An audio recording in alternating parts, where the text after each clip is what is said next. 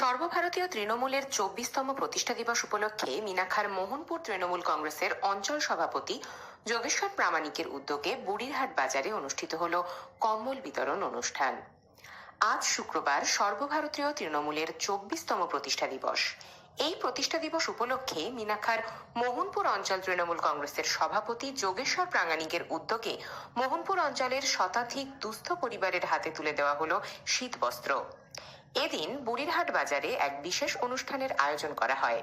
এই অনুষ্ঠানে উপস্থিত ছিলেন মিনাখা ব্লক তৃণমূল কংগ্রেসের সভাপতি হাজী আয়ুব হোসেন গাজী, চেয়ারম্যান মৃত্যুঞ্জয় মণ্ডল, জেলা পরিষদের সদস্য পাপিয়া বর মিস্ত্রি সহ শতাধিক তৃণমূলের কর্মী সমর্থকরা।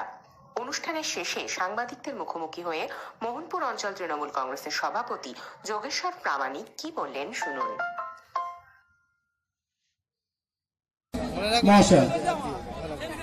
এরপর বস্ত্র তুলে দেবেন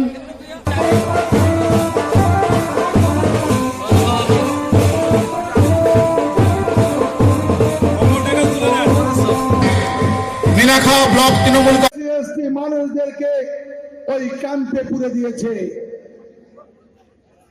আজকের বলুন কৃষি আইন এই ইংরেজ সরকারের নাই, বিজেপি সরকার আজকের আইন করেছে। আজকের মোহনপুরের মানুষের যেটুকুনি জমি জায়গা জলকর ফিশারি কৃষির জমি আছে, চাষবাসের জমি আছে, সেগুলো সালেম, টাটা, গোয়েঙ্কা, আম্বানির কাছে বিক্রি করেছে। মমতা বন্দ্যোপাধ্যায়ের প্রতিষ্ঠিত এই দলটি আজকের এই ২৪তম প্রতিষ্ঠা দিবস উপলক্ষে আমরা মোহনপুরবাসীকে এখানে সবাইকে আমন্ত্রণ জানিয়েছিলাম।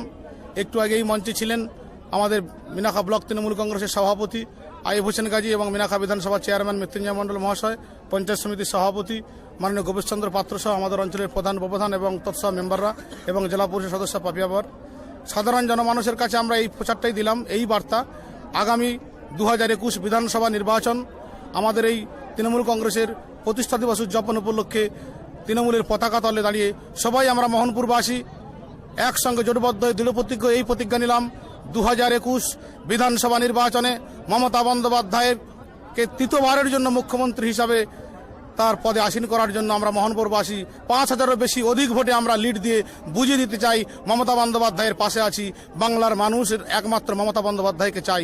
এই জবাব, এই বার্তা আমরা মোহনপুরবাসী আজকে দিয়েছে। একটা কথা বলি, যারা তৃণমূলের খেয়ে পড়ে মানুষ হয়েছে, যারা মমতা বন্দ্যোপাধ্যায়ের আশীর্বাদকে পাথেয় করে আজকের বড় বড় পদ, সম্মান, মর্যাদাকে ভোগ করেছে, কিন্তু সেই সমস্ত বিশেষ করে বাংলার মানুষের মুখ্যমন্ত্রী, মানবিক মুখ্যমন্ত্রী পরিষেবা যারা পেয়েছেন, মানুষ কিন্তু তাদেরকে ছেড়ে যায়নি। যারা গদ্দার, তারা দলের সঙ্গে বেইমানি করে চলে গেলেও মানুষ তাদের কিন্তু ২০২১ বিধানসভা নির্বাচনে ক্ষমা করবে না।